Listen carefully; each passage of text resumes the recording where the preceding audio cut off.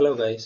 So இந்த வீடியோவில் என்னது பற்றி பார்க்க போறோம்னு சொன்னால், நம்ம ரீசெண்டாக பார்த்தீங்கன்னு சொன்னால் இந்தியன் டீம்ஸில், அதாவது மெயின்ஸ் டீமில் ஓப்பனிங் ஸ்லாட் எப்படி இருக்குது, அதில் வல்னரபிள் எப்படி இருக்குது, சஞ்சு சாம்சன் ஃபார்ம்ஸ் ப்ளஸ் இந்த ஸ்லாட்டுக்கு யார் யாரெல்லாம் இப்போ வெயிட் பண்ணிட்டு இருக்கிறாங்க. Sanju Samson keep out of ஃபார்மில் இருந்தாருன்னு சொன்னால் சஞ்சு சாம்சனை தூக்குவாங்கலாம் நம்ம ப்ரெடிக்ட் பண்ணியிருந்தோம். ஸோ அதே மாதிரி ரெண்டாவது மேட்ச்ல சஞ்சு சாம்சன் தூக்கிட்டு வைபவ் சூரியவம்சிக்கு டிபட். ஸோ அகெயின் பார்த்தீங்கன்னு சொன்னால் இந்தியன் டீமுக்கு மிக இள வயதுல டிபட் ஆனன்னு சொல்லி ஒரு ரெக்கார்டை இப்போ கிட்டத்தட்ட சச்சின் ரெக்கார்டை அல்லது சச்சின் டெண்டுல்கர் ரெக்கார்டை இப்போ வைபவ் சூரியவம்சி தன் வசப்படுத்தியிருக்கிறார்.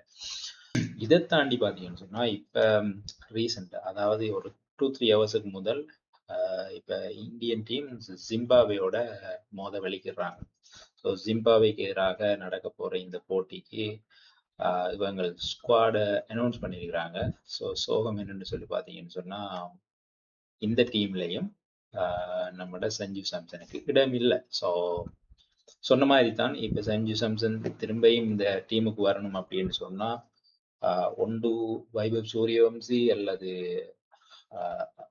அபிஷேக் சர்மாவோட ஃபார்ம் வந்து லோவா இருக்கணும், அல்லது இது ரெண்டையும் தாண்டி இருக்கணும், அல்லது எதுவும் அன்பிரடிக்டபிள் இன்ஜுரிஸ் வந்தால் மட்டும்தான் இனி சஞ்சு சாம்சன் உள்ள வாரத்துக்கு வாய்ப்பு. அல்லது இதை தாண்டி சஞ்சு சாம்சன் வேற எங்கேயும் வெளியே நடக்கிற டோர்னமெண்ட்ஸ், அது சைட் முஸ்டாகோ அப்படி உள்ள நடக்கிற உள்ளூர் போட்டிகளில் நல்ல ஒரு பிரகாசம் கொடுத்தா மட்டும்தான் இனி சஞ்சு சாம்சன் டீமுக்குள்ள வரக்கூடிய வாய்ப்பு இருக்குதுன்னு சொல்லி பார்த்தீங்கன்னு சொன்னா, இப்போ இவங்க அனௌன்ஸ் பண்ணியிருக்கிற டீமுக்கு பிரப் சிம்ரன் சிங்ன்னு சொல்லி ஐபிஎல்ல கிட்டத்தட்ட 2025-2026 2 சீசன்ஸ்லையுமே ஒரு நல்ல அவரேஜ் பிளஸ் நல்ல ஒரு ரன் ஸ்கோர் பண்ணின ஒரு ஆள்.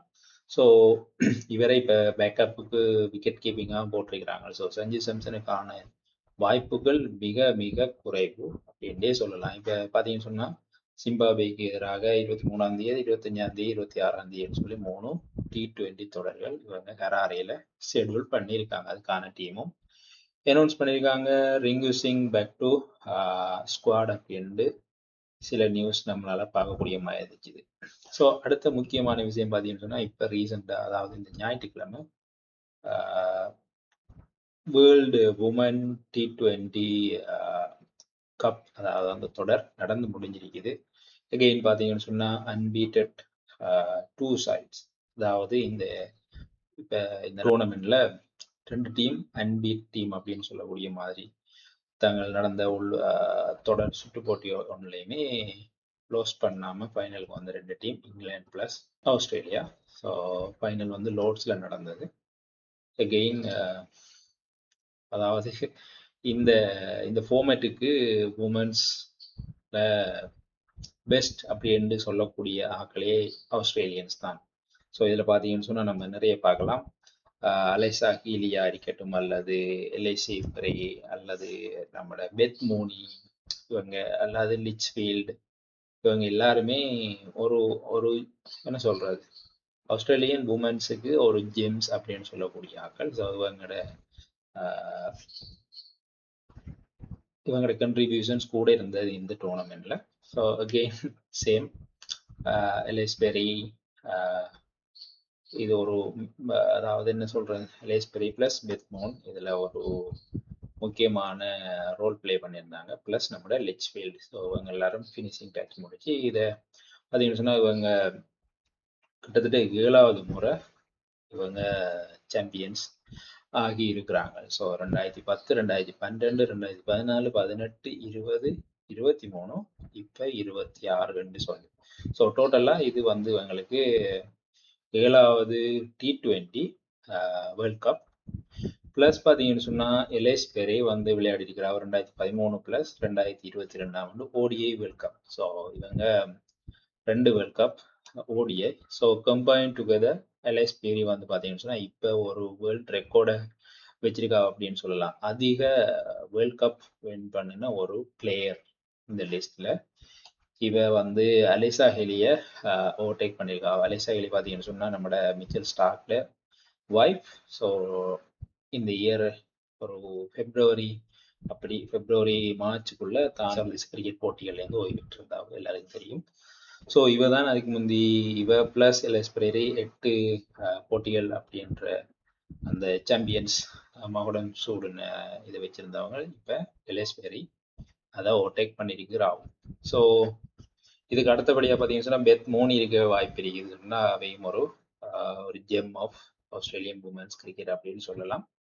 பங்களாதேஷ்க்கும் ஜிம்பாப்வேக்குமான டெஸ்ட் போட்டி பார்த்தீங்கன்னு சொன்னால் கிட்டத்தட்ட பங்களாதேஷ் ஒரு அபார தோல்வியை சந்திச்சது.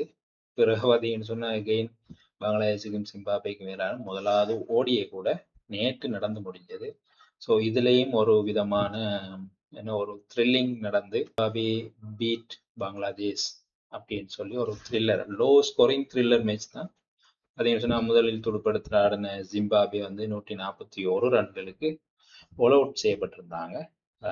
அந்த சைட் பார்த்தீங்கன்னு சொன்னால் பங்களாதேஷ் சார்பாக நெஹிடி ராணா வந்து 6 விக்கெட்களை கைப்பற்றியிருந்தார். இருந்தும் சோகம் என்னன்னு சொன்னால் இந்த நெஹிடி ராணா, அதாவது பங்களாதேஷ் கெயின் லோசிங் சைடில் போயிருந்துச்சு. அவங்களால 116 ரன்களை மாத்திரமே எடுக்கக்கூடியமா இருந்துச்சு. 116 ரன்களுக்கு மொத்தமாக ஆட்டம் இழந்திருந்தாங்க அல்லது ஆல் அவுட் செய்யப்பட்டிருந்தாங்க அப்படின்னே சொல்லலாம். இந்தியாவில் பக்கம் பார்த்தீங்கன்னு சொன்னால் ஸ்ரீலங்காவுக்கும் வெஸ்ட் இண்டீஸுக்குமான 2வது டெஸ்ட் போட்டி நடந்து கொண்டே இருக்குது.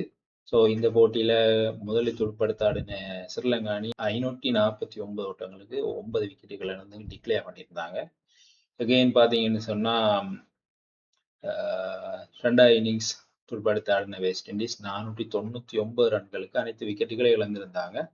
ஸோ கிட்டத்தட்ட ஸ்ரீலங்கா 50 ரன்கள் லீடில் 2வது இன்னிங்ஸ் ஆரம்பிச்சிருந்தாங்க.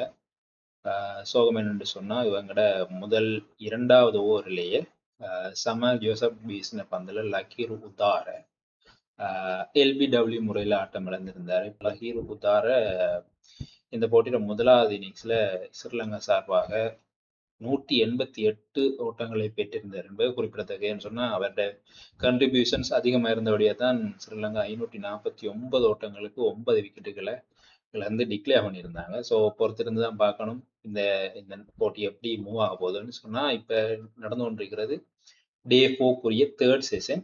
ஸோ மேபி இன்னும் ஒரு 30 ஓவர்கள் ப்ரெடிக்ட் பண்ணுறாங்க வீசலாம்னு சொல்லி. கிட்டத்தட்ட நம்ம ஒரு 22 ஓவர் வச்சு பார்த்தீங்கன்னு சொன்னாலும் மேபி இன்றைக்கு வெஸ்ட் இண்டீஸ் ஒரு ஸ்ரீலங்காவை ஒரு 150 200க்குள்ள ஆல் அவுட் பண்ணினாங்கன்னு சொன்னால் 5வது நாள் ஒட்டு முழுதாக வெஸ்ட் இண்டீஸ் சேஸ் பண்ணக்கூடிய வாய்ப்பு இருக்குது.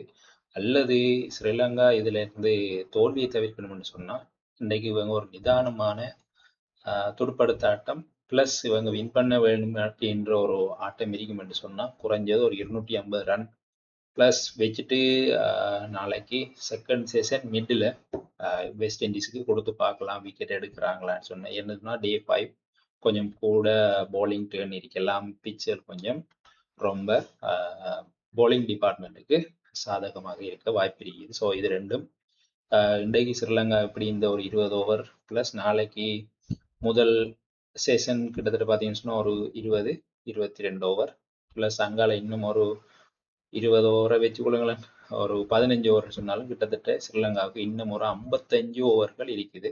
ஸோ இவங்க ஒரு 250 ப்ளஸ் டார்கெட் வச்சாங்கன்னு சொன்னால் அங்கால இருக்கிற ஒரு செஷன் ப்ளஸ் அங்கால ஒரு ஹாஃப் செஷன், அதாவது அந்த 1.5 செஷன்ஸ்குள்ள இவங்க ஒரு ட்ரை ஒன்றை பண்ணி பார்க்கலாம். ஏன்னு சொன்னால் இது வேர்ல்டு டெஸ்ட் சாம்பியன்ஷிப்ஸுக்கு முக்கியமான ஒரு தொடராக இருக்குது. ஏற்கனவே பார்த்தீங்கன்னு சொன்னால் முதலாவது போட்டியில் வெஸ்ட் இண்டீஸ் வின் பண்ணியிருந்தாங்க.